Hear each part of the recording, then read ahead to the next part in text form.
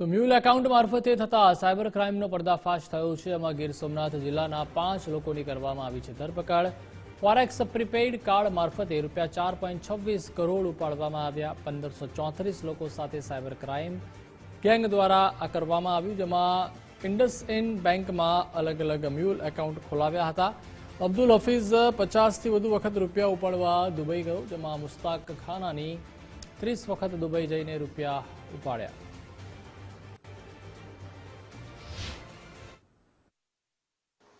આ ગેંગ મુખ્યત્વે વેરાવળ ગીર સોમનાથ જિલ્લામાંથી કાર્યરત હતી।